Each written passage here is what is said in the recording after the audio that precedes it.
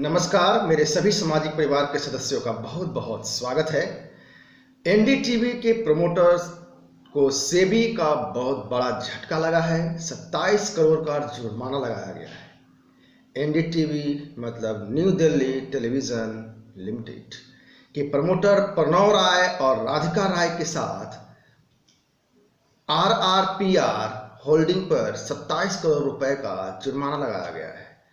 RRPR भी जो है वह एनडीटीवी का ही है। यह राधिका राय आरआरपीआर प्रणव राय।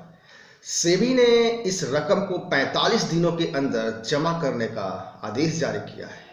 सेबी शेयर मार्केट के रेगुलेशन का एक बॉडी है, जैसा कि आप जानते होंगे।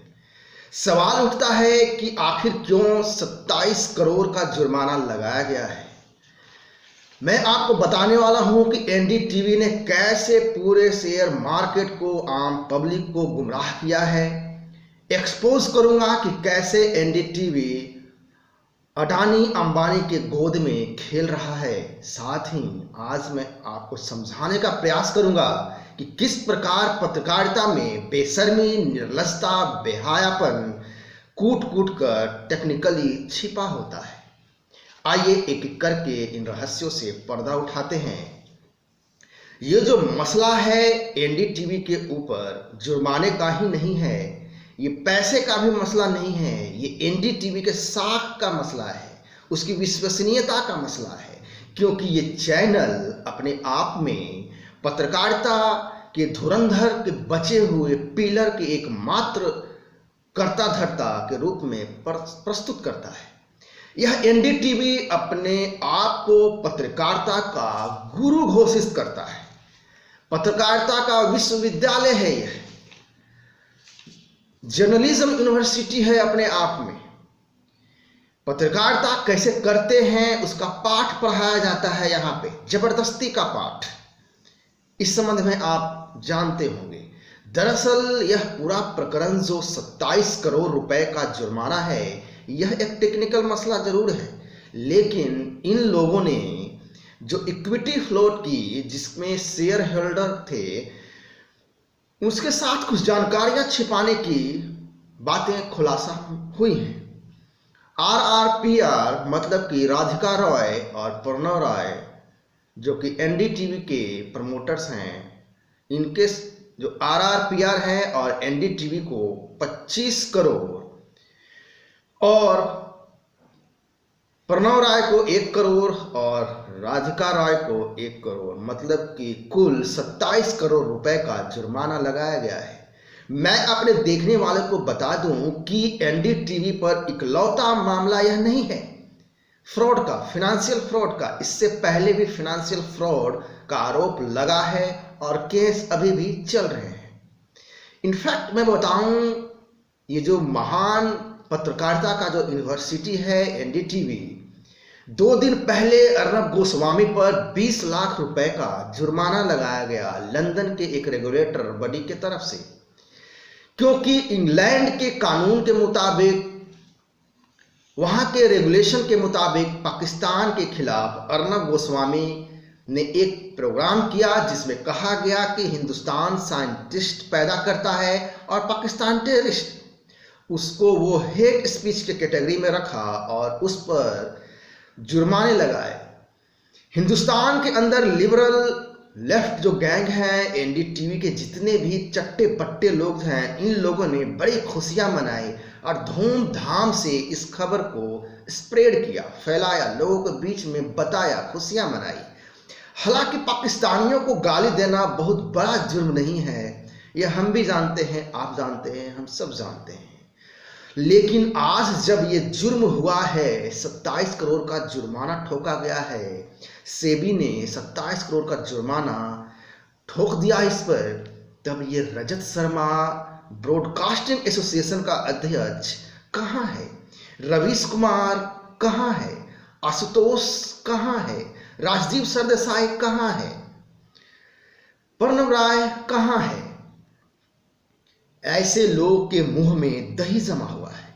अब क्यों नहीं बता रहे कि पत्रकारिता कैसे करते हैं, क्यों नहीं बता रहे कि तमाम डकैत प्रणव राय, राधिका राय, एनडीटीवी का जो छलावा है ये झूठ की खेती पर आधारित है। ये तमाशा, ये नौटंकी बंद होना चाहिए।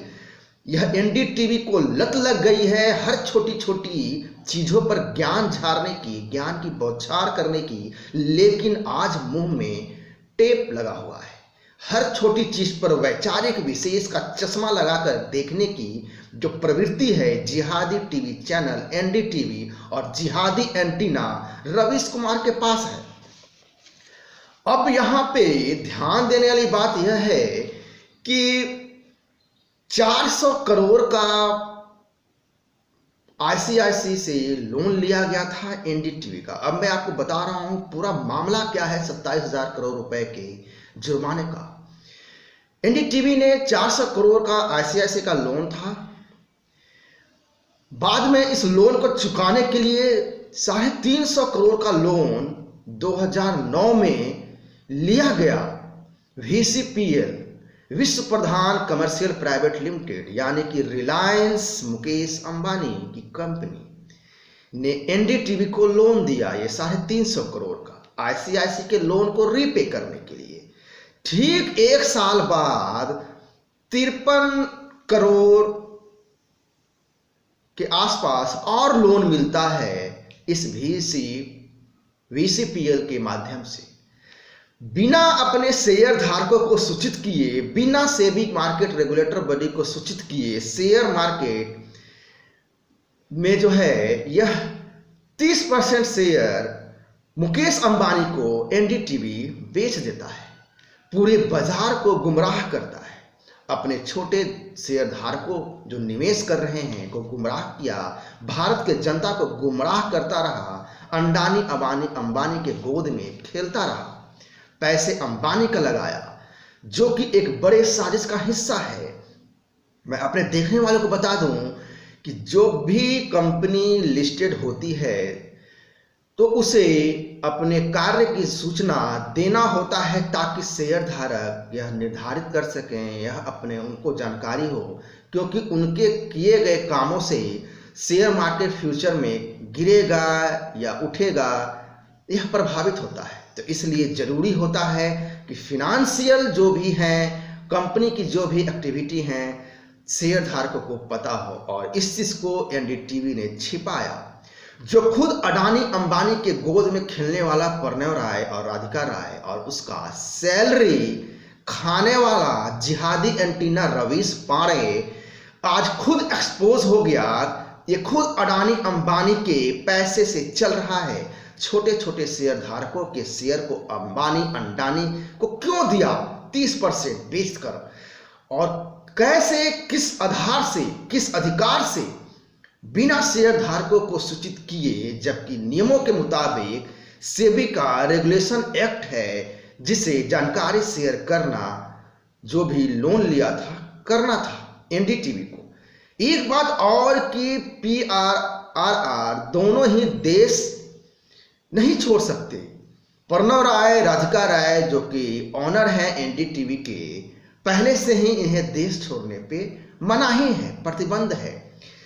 लेकिन अरुण पुरी, राजदीप, रवीश कभी इस पर बोलते हुए, ज्ञान झाड़ते हुए आपको नहीं मिलेंगे। और नहीं वो काला कौआ आशुतोष जो पहले पत्रकार हुआ करता था, फिर राजनीतिज्ञ बन गया, कहीं कुछ नहीं मिला तो अब राजनीतिक विशेषज्ञ बन गया।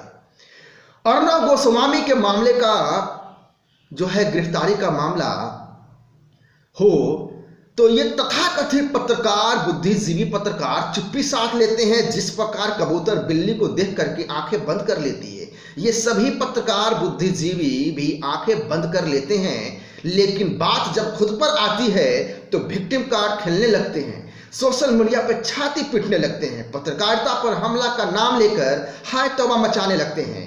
लेकिन मसला जब रिपब्लिक भारत का हो या अर्णव गोस्वामी की गिरफ्तारी का मसला हो, तब यही लुटियन जमात अर्णव पर हुए सरकारी हमले को देख नहीं पाते, सुन नहीं पाते, समझ नहीं पाते। उनके खिलाफ हुए हमले को अजीबोगरीब तर्क दे करके, दलील दे करके जायज ठहराते हैं और अपने आप को पत्रकारिता का मसीहा घोषित करते हैं। तब ये अर्नब गोस्वामी को एक अपराधी के रूप में ठहराते हैं। दम लेते ही नहीं है, सांस लेते ही नहीं है, ठहरा ही दिए लोगों ने अपराधी। लेकिन क्या डिजिटल मीडिया, क्या सोशल मीडिया, तमाम प्लेटफॉर्म पर ये लोग तमाशा करते नजर आते हैं, आरोप की लंबी चौड़ी झड़ियां लगाते रहते हैं। एक के बाद एक राणा आयोग, राजदीप सरदेसाई, आशुतोष शेखर कपूर, पूरी जमात अपना सारा काम धाम छोड़ करके अर्नब गोस्वामी के खिलाफ फर्जी पोल खोल शुरू कर देते हैं। ये लोग एक दूसरे के किए गए ट्वीट को रिट्वीट करते हैं और बताने की कोशिश करते हैं कि देखो कितना हाय तौबा मचा हुआ है।